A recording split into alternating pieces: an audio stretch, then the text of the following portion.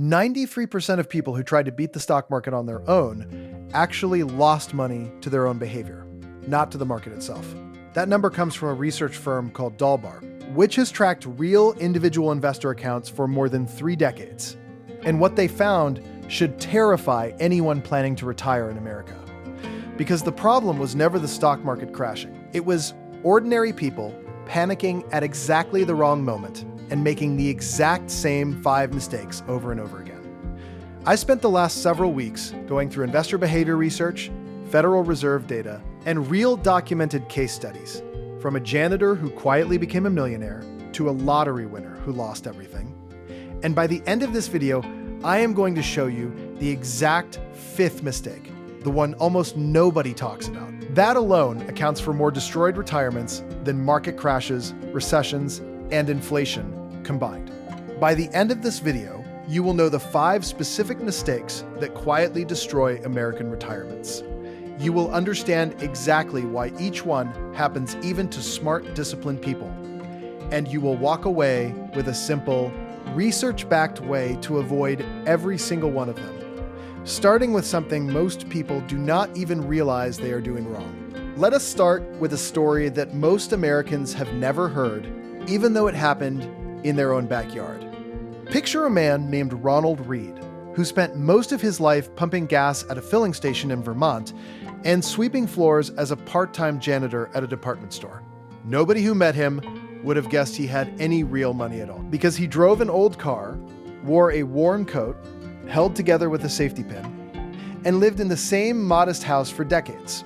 When Ronald Reed passed away in 2014, his family discovered something that stunned the entire financial world. He had quietly built a stock portfolio worth over $8 million, simply by buying shares in well-known American companies and never, ever selling out of fear when the market dropped.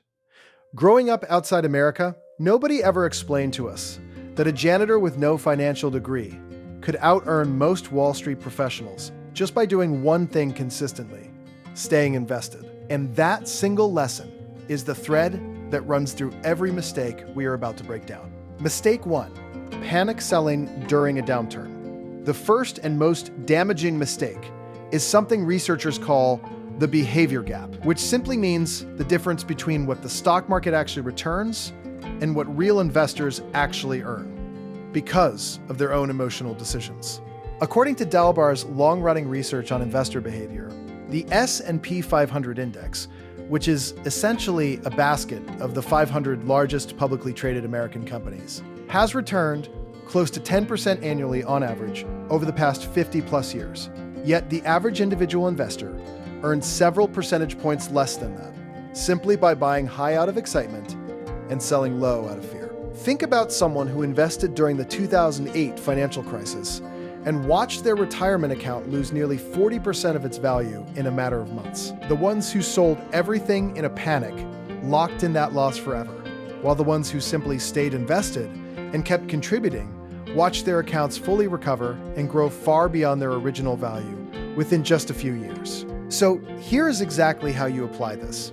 Before you ever invest a single dollar, decide in advance that you will not check your account daily and treat any market drop of 20 or 30% as a normal, expected part of investing rather than an emergency.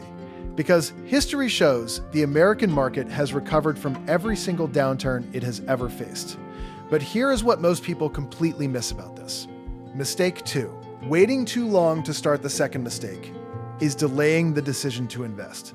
And this one is purely mathematical because of something called compound growth, which simply means your money earns returns, and then those returns start earning their own returns, snowballing over time. Imagine 2 people, one who starts investing $200 a month at age 25, and another who starts investing the exact same $200 a month at age 35. Assuming that same historical 10% average annual return, the person who started 10 years earlier ends up with roughly double the final amount, purely because of the extra decade of compounding, not because they contributed more money overall. This is something most people outside the United States have never heard of, because in many countries, retirement planning simply is not built around the stock market the way it is here. But in America, a 401k retirement account, which is an employer-sponsored investment account, and an individual retirement account, which is a personal tax-advantaged account you open yourself, are both specifically designed to reward you for starting as early as humanly possible. The practical action here is simple. If your employer offers a 401k with any kind of matching contribution, and you are not enrolled yet, that is the very next thing you should do after finishing this video, because every year you wait is a year of compounding you can never get back. Now this is where it gets genuinely interesting. Mistake 3, paying high fees without realizing it. The third mistake hides in plain sight, and it is the one that legendary investor Jack Bogle, who founded the investment company Vanguard and pioneered the index fund, spent his entire career warning people about. An exchange-traded fund, or actively managed mutual fund, that charges even a seemingly small annual fee of 1 or 2%, can quietly consume a huge portion of your retirement savings over several decades, because that fee compounds against you every single year. The same way returns compound in your favor. Jack Bogle's own research showed that an investor paying just 1% more in annual fees over a working lifetime could end up with tens of thousands, sometimes hundreds of thousands of dollars less at retirement, compared to someone invested in a simple, low-cost index fund tracking the broader market. The action step here is straightforward. Check the expense ratio, which is simply the annual fee percentage, on every fund inside your retirement account, and understand that a low-cost S&P 500 index fund, often charging a fraction of 1%, has historically outperformed the majority of expensive, actively managed funds over long time periods.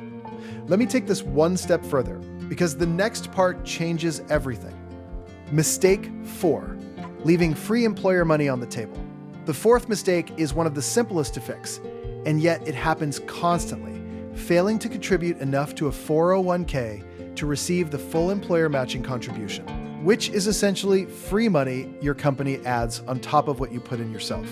According to data referenced by the Bureau of Labor Statistics, on employee benefits, many American companies match 50 cents to a full dollar for every dollar an employee contributes, up to a certain percentage of their salary. And an employee who contributes less than that matching threshold is effectively turning down guaranteed additional compensation.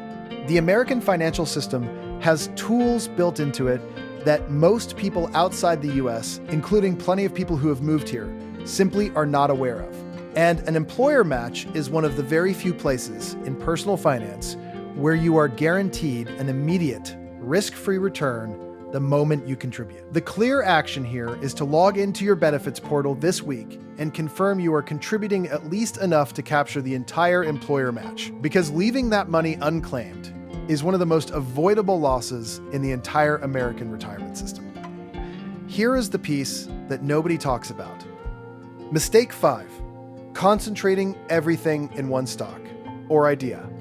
The fifth and final mistake is the one buried deepest in the research, and it is the one that connects directly back to the promise at the very start of this video. Overconcentration, meaning putting too much money into a single stock, sector, or investment idea instead of spreading it across the broader market.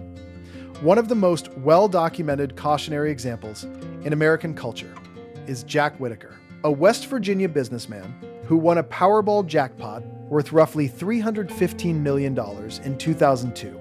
And despite that enormous sum, a combination of poor decisions, lack of diversification, and lack of structured planning left him with a fraction of that wealth within just a few years. A case that has been widely reported and documented in American financial media ever since. Warren Buffett, widely regarded as one of the most successful investors in American history, has repeatedly stated in verified public interviews and shareholder letters that for the vast majority of ordinary investors, a simple, low-cost, broadly diversified index fund is the single smartest long-term strategy, precisely because it avoids the concentration risk that has destroyed even multi-million-dollar fortunes. This is where it gets genuinely interesting, because when you combine avoiding panic, selling, starting early, minimizing fees, capturing the full employer match, and staying properly diversified, you are not just avoiding 5 separate mistakes. You are systematically closing the exact gap that separates a Ronald Read from a Jack Whittaker. Quick recap before the final reveal: staying invested through downturns, starting as early as possible, minimizing fees, capturing your full employer match, and staying diversified are the 5 habits separating quiet millionaires from failed retirements. And in a moment, I am going to show you the one number that ties every single mistake together. Remember that 93% figure from the very beginning of this video, the number of investors who lost money to their own behavior rather than the market itself.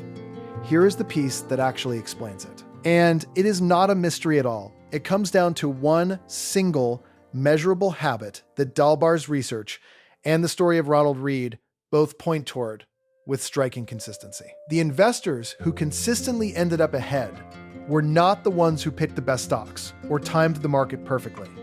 They were the ones who simply automated their contributions, ignored the daily noise of financial news, and let their money sit untouched through every single downturn. Because Ronald Read never once tried to outsmart the market. He simply bought quality companies and refused to sell, decade after decade, through recessions, crashes, and every headline that told him to panic. That single behavior, staying consistently invested and automated rather than emotionally reactive, is documented by Dalbar's research as the largest single factor separating the top-performing individual investors from the 93% who fell short. And it costs nothing to implement, requires no special knowledge of the stock market, and is available to absolutely anyone with access to a 401k or an individual retirement account, regardless of where in the world they originally came from. The real retirement crisis in America was never a lack of opportunity, it was a lack of patience. And the moment you accept that the market rewards those who simply stay in the game, you have already outperformed the 93% of investors who let fear make their decisions for them. If this video helped you see your own retirement account differently, send it to the one person in your life who checks their investments every single day and panics at every dip. They need to hear this more than anyone else watching right now. That's it for today. If you liked the video, do subscribe and share with your family and friends.